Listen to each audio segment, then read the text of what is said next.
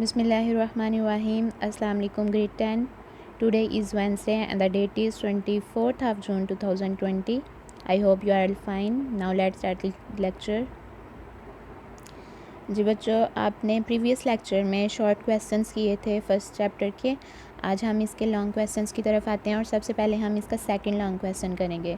1977 سے 1988 کے درمیان نفاذ اسلام کے سلسلے میں کی گئی کوششوں کا ذکر کریں. جی اسٹوڈینٹس، اس کا آنسر آپ کو ملے گا پیج 11 پہ. جی تو نفاذ اسلام کے اہم پہلو سے پہلے میں آپ کو تھوڑا سا اس کا اوور ویو دے دیتی ہوں. جو پیپلز پارٹی ہے وہ تب بہت اسٹرانگ تھی. 1977 کی یہ بات ہے. تو جو اپوزیشن پارٹیز تھیں انہوں نے اتحاد قائم کیا اور جس کا نام انہوں نے پاکستان قومی اتحاد رکھا. ٹھیک ہے، تو ایسے میں 7 مارچ 1977 کو قومی اسمبلی کے انتخاب ہوئے جس میں پیپلز پارٹی نے پھر بھی بھاری اکثریت سے جو ہے وہ جیت حاصل کی. تو جو دوسری اپوزٹ پارٹیز تھیں انہوں نے کیا کیا کہ دھاندلی کا الزام لگا کر 10 مارچ کو ہونے والے صوبائی اسمبلی کے انتخابات کا بائیکاٹ کر دیا. حالات جو ہے وہ خراب ہوتے جا رہے تھے. ایسے میں 5 جولائی 1977 کو فوج کے جنرل ضیاء الحق نے بھٹو حکومت کا تختہ الٹ کر ملک میں مارشل لا لگا دیا.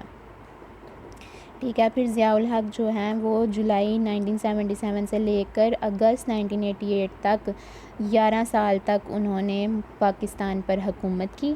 اور ان حکومت کے دوران جو انہوں نے پاکستان میں نفاذ اسلام کے اہم پہلو دیے تھے وہ آپ کا بیسیکلی کویسچن ہے. اب ہم اس کی طرف آتے ہیں.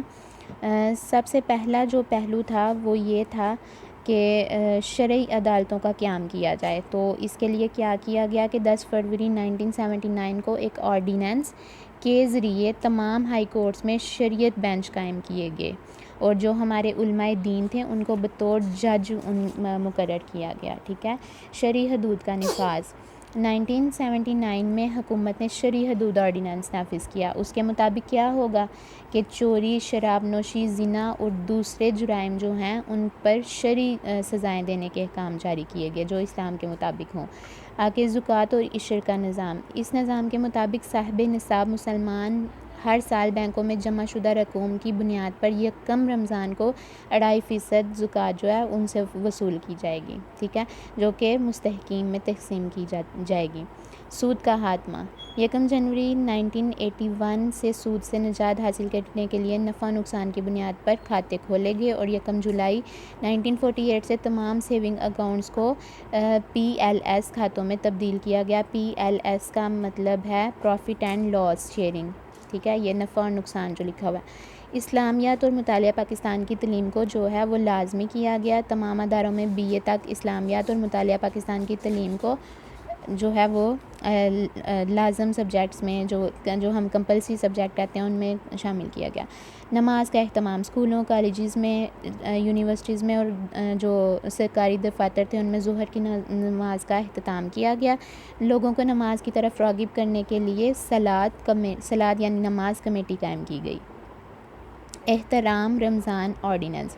رمضان کے احترام نہ کرنے والوں کو 3 ماہ قید اور 500 روپے جرمانے کی سزا سنائی گئی. دینی مدارس.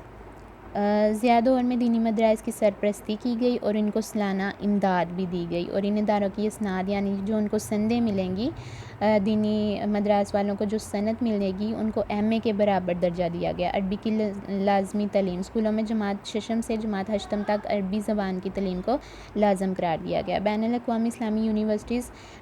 اسلامی قانون کے ہر پہلو کی تحقیق کے لیے 1981 سے اسلام آباد میں بین الاقوامی اسلامی یونیورسٹی نے کام شروع کیا. شریعت فیکلٹی کا قیام. اسلام آباد کے قائد اعظم یونیورسٹی میں شریعت فیکلٹی قائم کی گئی جہاں قرآن مجید، سنت نبوی صلی اللہ علیہ وآلہ وسلم اور فقہ پر مبنی قانون کی تدریس کا بندوبست کیا گیا.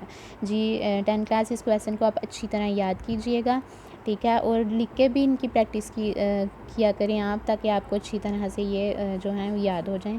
فی امان اللہ.